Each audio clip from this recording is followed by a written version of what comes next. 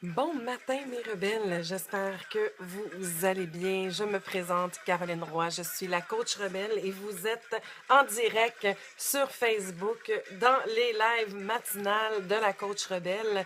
Je suis présente du lundi au jeudi à 7 heures le matin pour le Québec et 13 heures pour l'Europe. Donc, comment allez-vous ce matin? Je vous accueille. Je suis dans une belle énergie de feu ce matin. Donc, j'aime bien cette petite chanson-là. Takata. Je vous laisse vous en venir tranquillement le sujet de la semaine, hein?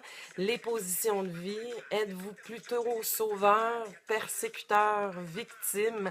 Comment vous réagissez à votre environnement? Quelle position vous adoptez le plus souvent? Vous avez observé vos positions de vie. Est-ce que vous avez observé dans quel comportement vous avez tendance? Hein? Parce qu'il ne faut pas oublier ces positions de vie-là, oui, on les a adoptées lorsqu'on était petit, mais ces positions de vie-là sont des façons de réagir à notre environnement. Bonjour Valérie! C'est notre façon de réagir à l'environnement, comment on se positionne et comment on a tendance à agir face à notre environnement. Ce qui est intéressant aussi, c'est de prendre conscience euh, face à telle personne ou face à telle situation, comment j'ai tendance à agir habituellement. Est-ce qu'avec mon conjoint ou avec ma conjointe, j'agis de telle façon plus particulièrement? Est-ce que je suis plus sauveur?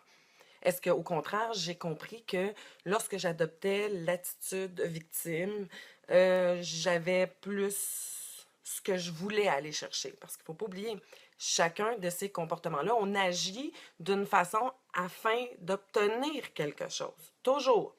Bonjour Laurence. Guénaël, plus persécuteur puis victime. Oui, donc, c'est intéressant ça, parce que plus vous allez vous regarder, plus vous allez observer comment vous réagissez dans une situation donnée. Hein? Vous vivez dans un environnement. Vous avez un environnement travail, un environnement famille, un environnement enfant, un environnement couple, un environnement ami. Et souvent, on a des attitudes, puis on a des positions ou des façons de réagir qui sont différentes, tout dépendant dans quel environnement on est. Et surtout, qu'est-ce qu'on veut se procurer? C'est quoi le gain qu'on veut au bout de la ligne? Vous allez me dire, ben Caroline, est-ce que je fais toujours quelque chose dans le but d'avoir quelque chose?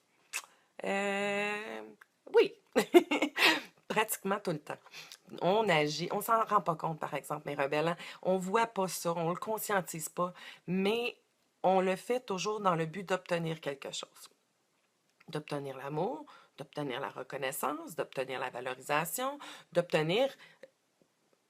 remplir quelque chose à l'intérieur de nous qu'on n'arrive pas à faire par nous-mêmes. Donc, c'est pour ça qu'on a développé des comportements, des façons de réagir à notre environnement dans l'objectif d'aller chercher ça. Mais pourquoi se questionner?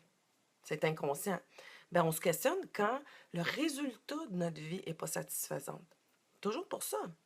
Lorsqu'on décide de faire un cheminement puis de venir écouter les lives comme vous le faites quotidiennement, l'objectif est, eh bien, le pourquoi vous êtes là, c'est qu'il y a quelque chose dans votre vie qui n'est pas satisfaisant. Vous avez un malaise, il y a quelque chose qui fait que tu n'es pas bien à l'intérieur de toi, il y a quelque chose qui brasse, tu es dans une situation de vie où ça ne fonctionne pas très bien, tu n'es pas à ton maximum, t'sais, et tu sais que tu pourrais avoir plus, et tu as envie d'avoir plus. Donc, c'est que le résultat n'est pas satisfaisant. Et vu que le résultat n'est pas satisfaisant, bien, tu cherches des solutions. Tu cherches une solution, puis tu cherches des solutions à faire en sorte que ta vie soit plus agréable, plus satisfaisante, plus épanouissante, plus zen, plus dans le bien-être, plus dans le bonheur. Et voilà. Donc, quand on commence ça, puis quand on réalise que c'est ce qu'on veut, qu'on est dans la souffrance, qu'on n'est pas bien, qu'il y a un malaise et qu'on veut s'améliorer, on veut que notre vie s'améliore.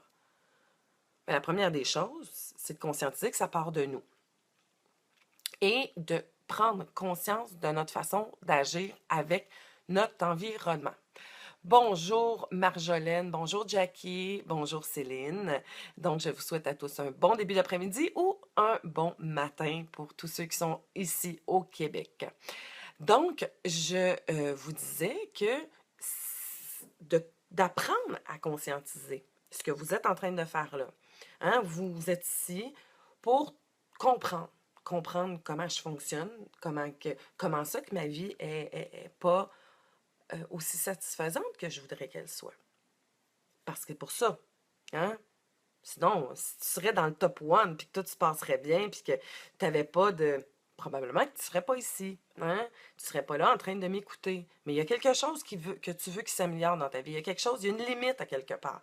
Hein? Tu te sens pris à quelque part et tu cherches des solutions pour sortir de ça.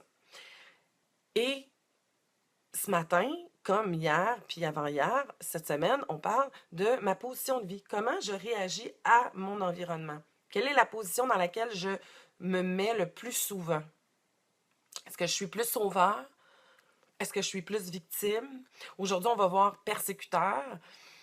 Ben, juste le mot le dit, hein? Ben, tous les mots le disent, là. Mais le persécuteur va agir avec son environnement en l'écrasant, en le diminuant, en le rendant plus petit que lui.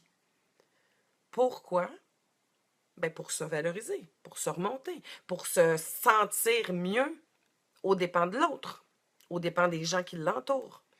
Il va avoir adopté cette position-là, encore là, dans l'enfance, parce qu'on revient à ça. Hein? On était petit et lorsqu'on était petit, on s'est mis à agir d'une façon bien inconsciente. On s'est mis à agir de telle façon. Et on s'est rendu compte que, oh, ça l'apportait quelque chose. Encore là, tout à fait inconsciemment. Mais ça faisait apporter un bien-être certain. Donc, on obtenait soit plus d'amour, soit plus de reconnaissance, soit plus de respect, soit qu'on obtenait de la valorisation. Donc, et surtout, une des raisons pourquoi on a pu adopter aussi un tel comportement, bon matin Isabelle, c'est que on a pu regarder par imitation. On a vu agir papa, on a vu agir maman, et en observant, on a pu décider quel genre de personne on avait envie d'être. Comment on avait envie d'agir. Et en observant ça, probablement qu'on voyait celui qui avait de l'air le mieux. Soit celui qui avait de l'air de mieux ou celui qui avait moins de conséquences. Celui qui était moins réprimandé. Celui qui avait de l'air le plus libre. Hein? À ce moment-là, on a adopté le comportement, la façon de réagir d'un des membres de la famille. Peut-être que tu as vu maman agir comme victime et papa comme persécuteur et que toi, tu t'es dit que tu préférais avoir le rôle de celui qui persécute que celui qui pleure puis qui se victimise. Donc, tu as peut-être pris ce rôle-là de persécuteur pour pas avoir mal. Tu avais peut-être l'impression, inconsciemment dans ta petite tête d'enfant, de réaliser que si maman pleure puis qu'elle a de l'air à souffrir beaucoup plus que papa, donc tu t'es mis à adopter certains comportements de persécuteur. Donc, toi-même, de devenir persécuteur. Quelqu'un qui est persécuteur, une chose qu'il faut comprendre, puis même en arrière de chaque comportement, hein, c'est une façade, c'est une façon d'agir, c'est un comportement, c'est ma façon que j'ai développée pour réagir à mon environnement. Et le persécuteur cache à l'intérieur quelqu'un qui a un manque d'estime de lui-même. Hein, lorsqu'on a besoin, lorsqu'on est bien avec soi-même, les rebelles, est-ce qu'on a besoin de jouer des rôles? Est-ce qu'on a besoin d'écraser les autres? Parce que ce matin, on parle plus du persécuteur. Si on prenait le persécuteur, s'il avait une belle estime de lui-même, s'il se sentait bien, est-ce qu'il y avait besoin, est-ce qu'il y aurait besoin de blesser des gens, de les faire se sentir nuls, de les faire se sentir pas bons, de les remettre à leur place? Est-ce que le persécuteur qui écrase l'autre, qui détruit l'autre en l'écrasant, le rabaissant, en se donnant la bonne figure, en donnant l'impression qu'il est au-dessus de tout ça, puis qu'il contrôle tout, puis qu'il va bien dans tout, et fait sentir l'autre pas correct, est-ce qu'il y aurait besoin de ça? Ah, bonjour Yves, bienvenue. Non. Donc, si la personne utilise ce rôle-là de persécuteur et qu'il écrase les gens autour de lui, ce que ça veut dire, c'est qu'à l'intérieur de lui, il y a une petite estime. Il ne s'estime pas à sa juste valeur. Il y a un manque de confiance en lui. il y a une dévalorisation qui se crée à ce moment-là à l'intérieur de lui. Et le persécuteur aussi, lorsqu'il est utilisé en deuxième ou en troisième position, parce que, comme je vous disais hier, on se promène dans les rôles. Parfois, tu vas en avoir un plus tendance. Donc, tu vas utiliser celui-là. Exemple, tu utilises le sauveur parce que c'est un des comportements que tu utilises qui a le plus de gains, qui est plus payant. Hein? Donc, qui a apporté plus de résultats. C'est comme ça, hein? C'est aussi simple que ça.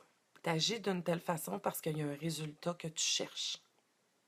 Je vous parlais de ma formule E plus R égale R. Cette formule-là, c'est pas moi qui l'ai inventée, hein, c'est Jack Canfield, les bouillons de poulet pour l'âme. Monsieur Canfield, je l'ai modifié un petit peu, il ne dit pas ces lettres-là, mais moi j'ai E plus R égale R. L'événement plus ma réaction égale le résultat. Et tout est conditionné et tous nos agissements amènent en fonction du résultat. Donc, j'ai un résultat, moi je veux inconsciemment, encore là, n'oubliez pas, 90% de ce qu'on fait, on ne s'en rend pas compte parce que c'est inconscient. On est conscient à 5 à 10% de ce qu'on fait. Puis l'objectif, c'est de devenir de plus en plus conscient parce que lorsqu'on est conscient, là, on peut le changer. Tu ne peux pas changer quelque chose que tu ne vois pas. La belle image que je donne, c'est tu vas manger sur l'heure du dîner au restaurant, tu manges une salade. Et toute l'après-midi, tu es au boulot, tu travailles avec le public, avec tes collègues de travail, tu fais le sourire, tu as fait des sourires toute la journée, tu as parlé avec des gens, tu as rencontré des clients, blablabla. Et vers la fin de la journée, tu vas à la salle de bain. Et pendant que tu es en train de te laver les mains, tu te regardes dans le miroir, tu fais un sourire et tu as un petit morceau de salade verte de pris entre les dents. Pourquoi tu l'as pas enlevé avant? Pourquoi tu as passé ta journée avec ce petit morceau de salade verte-là entre les dents? Mais parce que tu ne le savais pas que tu l'avais. C'est pour ça que tu as passé la journée avec. Si tu savais que tu avais un morceau de salade entre les dents, est-ce que tu l'aurais gardé? Mais non, tu l'aurais changé, tu l'aurais enlevé, tu t'en serais débarrassé. Et c'est la même chose avec nos comportements. C'est pour ça que plus on se regarde, plus on s'observe, plus on découvre comment on agit, mais plus on a de pouvoir sur soi-même pour modifier et changer les choses. Tant que tu ne sais pas que tu agis de telle façon, tu ne peux pas modifier cette façon d'agir. On s'entend là-dessus. Tout à fait logique, la patente, tu sais. Donc, pour modifier un comportement, il faut en être conscient. Ah, est-ce que je suis épouvantable d'agir comme j'agis? Eh non.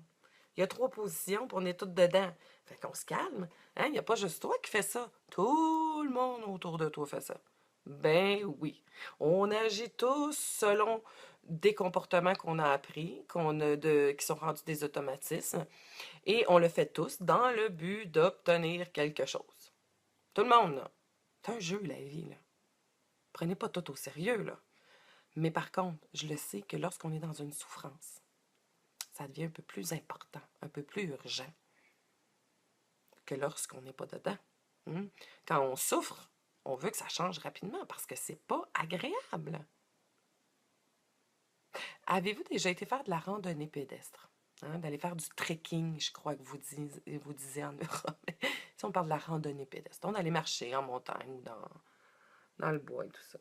Et je ne sais pas si ça vous est déjà arrivé, mais tu pars pour quelques kilomètres. Bonjour Annie, bonjour Gina. Et rendu en haut de la montagne, il te reste tout le retour, tu te foules une cheville. Ça a bien été, c'était agréable, tu as fait la montée, le paysage est magnifique, le chant des oiseaux, ça sent bon la nature, tu te sens épanoui, c'est génial. Tu arrives en haut de la montagne et tu te foules une cheville. Et bizarrement, là, tout fout le camp. C'est plus le fun, c'est pas agréable, tu as juste hâte de revenir. Plus tu marches, ah, vous êtes revenu. Je sais pas si on s'est perdu pendant quelques minutes, mais moi, je vous avais perdu pendant quelques secondes. Bon, voilà. Et lorsque tu as cette souffrance-là, cette douleur-là à la cheville, ton attention, elle est où? est-ce que tu te mets à regarder tout ce qu'il y a autour? Hein, lorsque tu es rendu en haut, tu t'es foulé une cheville. Est-ce que tu continues à observer la belle nature, à entendre les oiseaux, à sentir les bonnes odeurs qu'il y a dans la montagne, à voir le soleil, puis hein, le jeu de la lumière avec les feuilles et tout ça? Est-ce que tu portes attention à ça lorsque tu as une cheville de foulée et que tu sais que tu as quelques kilomètres à marcher pour te rendre jusqu'à ta voiture? Ben non. Est-ce que vous êtes revenu? Parce que là, moi, je vous vois en direct, toute là. J'espère que vous êtes tous revenus. Et non, tu as bien raison, Céline. Lorsqu'on est en train de faire une randonnée, si tu te foules une cheville, tu viens de tout perdre l'agréable qu'il y a autour de toi. Est-ce que le décor a changé? Est-ce que l'environnement est différent? Non, tout est là. Hein? C'est aussi beau, ça sent aussi bon, les oiseaux chantent aussi bien. Tout est parfait encore autour de toi. Mais ta conscience, t'es rendu où? Où est-ce que t'es? Ben, t'es dans ta blessure. Tu t'es foulé une cheville, ça fait mal. Et là, tu te dis, eh merde, il faut que je remarche ça jusqu'en bas. Mais comment je vais faire? Ça fait tellement mal. Comment je peux arriver jusqu'en bas? On le sait tous qu'on va arriver en bas. Hein, on s'entend, tu vas trouver le moyen. Tu ne resteras pas toute ta vie dans la montagne parce que tu as une cheville de foulée. Non, t'as pas. C'est pas parce que tu es en haut de la montagne puis tu as une cheville de foulée puis que ça fait mal que tu vas rester là. Hein? Non. Tu le sais que tu vas arriver en bas. Mais tu te demandes, pareil, comment tu vas faire. Et là, plus tu marches, plus ça fait mal. Parce que ta cheville est foulée. Et là, tu peux pester. Ah, les sentiers sont épouvantables. Ah, j'ai pas mis les bons souliers. Pourquoi que je suis aussi nonoune? Pourquoi j'ai pas mis des meilleurs souliers? J'aurais dû mettre mes bottines de marche. Je me serais pas foulé la cheville. Et là, tout ton discours va partir. Et plus le discours va être présent, plus ça va être de la merde. Plus ça va mal aller. Fait que donc, si je commence à me dire, ah, mais je suis donc ben pas bonne, pourquoi j'ai pas pensé à ça? Qu'est-ce que j'ai fait là? Comment ça que j'ai pas mis mes bonnes bottines de marche pour aller marcher? Hein, moi, encore une fois, je me pense encore le meilleur que les autres. J'ai mis des petits souliers, puis regarde qu'est-ce qui t'arrive. Puis ce discours-là dans la tête, c'est le discours de quoi? De la victime. Et mélange de persécuteur. Donc, tu te rabaisses, tu t'écrases, et en même temps, tu te victimises par rapport à toi-même. Tu te persécutes, puis ensuite, tu peux victimiser. Mais qu'est-ce qu'ils ont pensé? Ça leur tente pas de faire des plus beaux chemins, puis pourquoi que c'était là, cette affaire-là? Puis, mon Dieu, qu'on paye combien pour entretenir ça, moi, ces montagnes-là? Puis, et là, tu pars. Le gouvernement, les agents du parc qui l'ont pas bien tenu, puis... Ou si t'es avec quelqu'un, tu peux mettre le blâme sur l'autre. Mais pourquoi t'es allé aussi vite? Si t'avais pas été aussi vite, j'aurais pas essayé de te suivre. Puis là, ben, vu que j'ai essayé de te suivre, puis que tu vas super vite, ben là, je me suis fait mal. Victime. Mais il y a 5 minutes, t'avais pas mal et t'étais pas dans tes comportements. Ben non.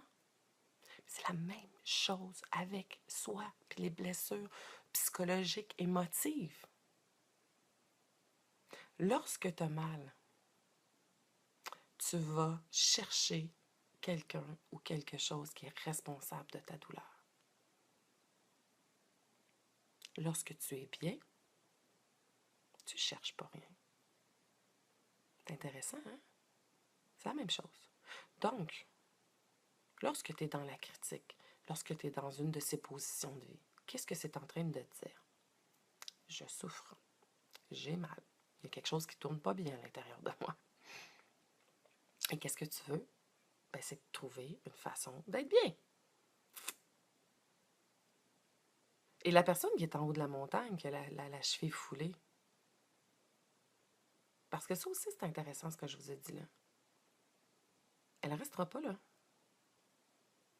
Elle va quand même, malgré la souffrance, continuer à avancer pour se rendre à sa voiture.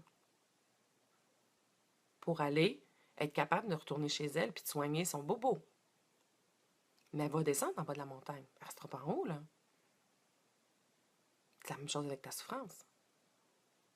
Tu vas continuer à avancer, puis en cours de route, tu vas trouver une solution. Reste pas assis à la même place. Bouge-toi. Puis ce que tu es en train de faire là, c'est extraordinaire.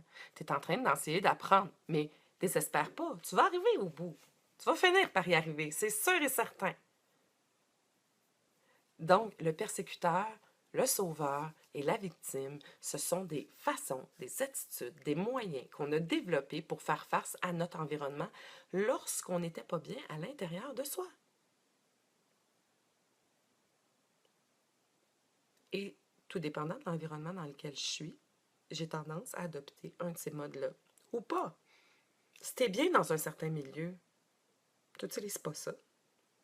C'est quand tu es dans un milieu avec une personne où tu sens, inconsciemment, encore une fois, que tu sens qu'il y a quelque chose que tu as besoin de l'autre et que tu vas aller chercher cette chose-là chez l'autre. Donc, tu vas te mettre à agir de telle ou telle façon. Et ce qui est intéressant, parce que hier, vous avez un peu amené ces sujets-là, on a tendance à attirer une personne qui vient. Pourquoi on se retrouve toujours avec ce même type de personnes-là dans notre environnement? Même type d'homme, même type de femme dans notre vie, même type de patron. Hein, y en a-tu entre vous qui ont changé de boulot parce qu'il y avait un patron exécrable et qui s'en va dans un nouveau travail et qui se retrouve, encore une fois, avec dans son environnement, quelqu'un qui avait la même tendance? C'est impressionnant, ça. Comment on peut attirer puis se retrouver toujours dans les mêmes situations. Ben oui.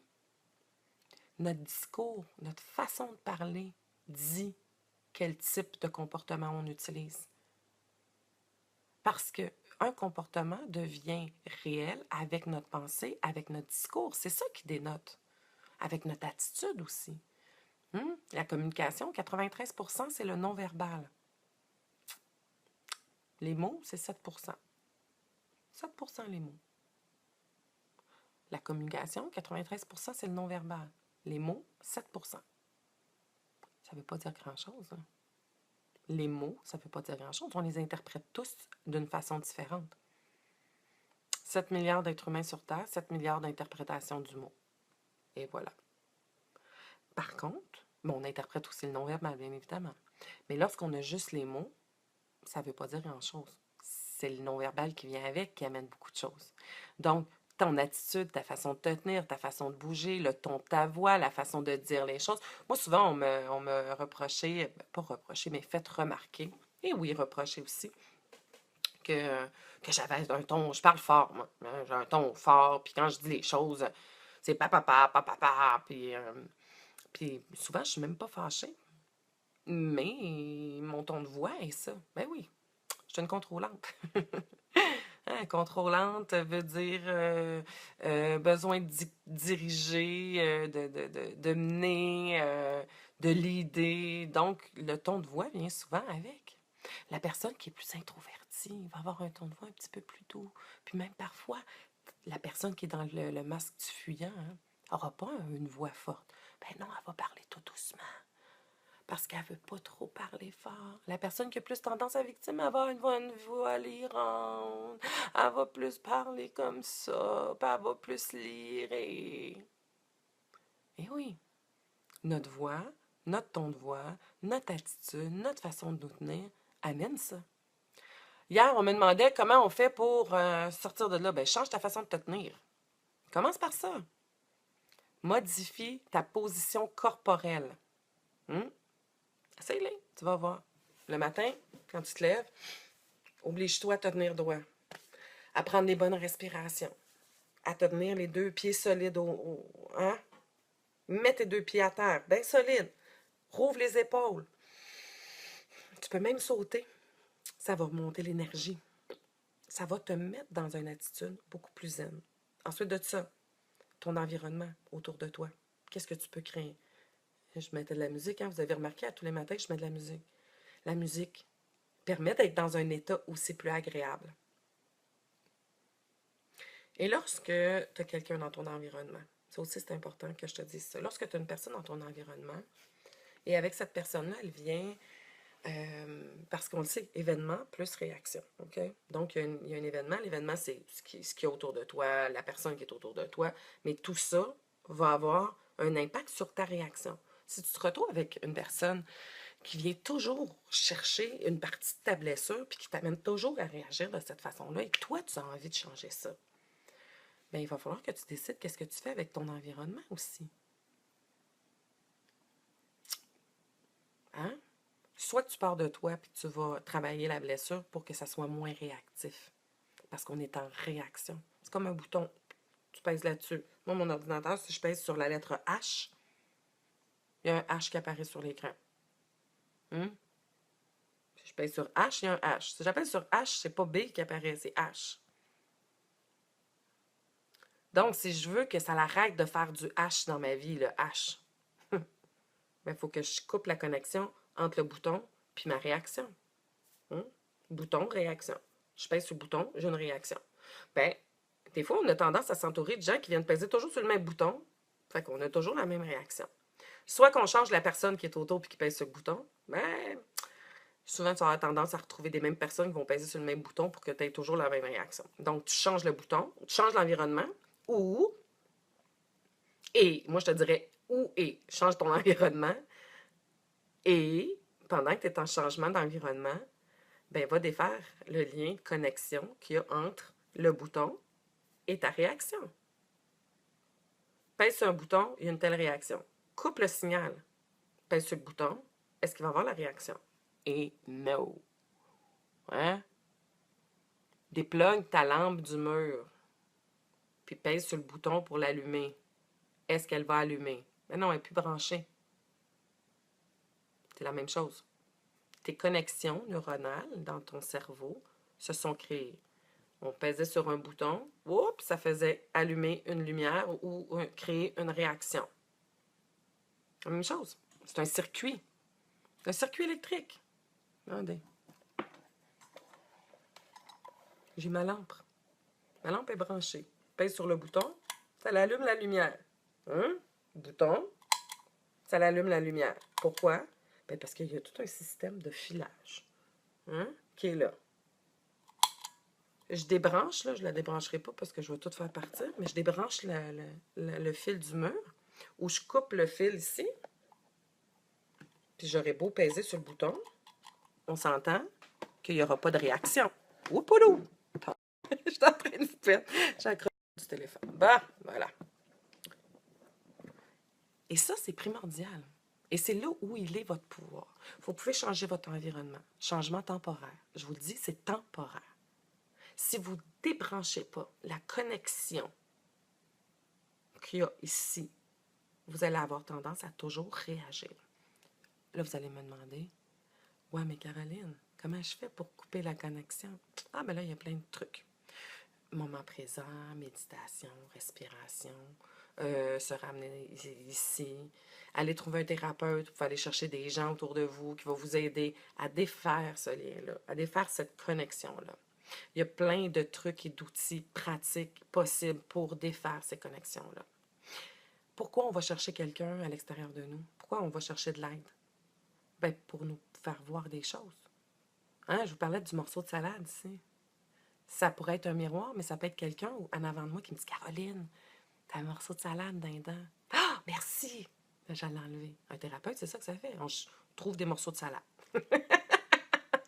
Hein? Moi, je suis une coach qui cherche des morceaux de salade entre tes dents. Puis que je te dis « Hey, regarde, il y a ça là. » Hein? Ah, ben regarde, quand tu pèses ce piton-là, tu as telle réaction. C'est ça le circuit. Ben moi, je vais travailler avec toi pour te faire couper le circuit. Fait que ce soit moi ou que ce soit n'importe qui d'autre, mais il faut que tu aies besoin, des fois, tu as besoin de quelqu'un qui te perçoit, qui te fait voir les choses, tu sais. Parce que toute seule, c'est plutôt difficile. Tu peux conscientiser, tu peux lire des livres, tu peux prendre conscience de tes façons d'agir, comme tu es en train de faire là en étant là ce matin.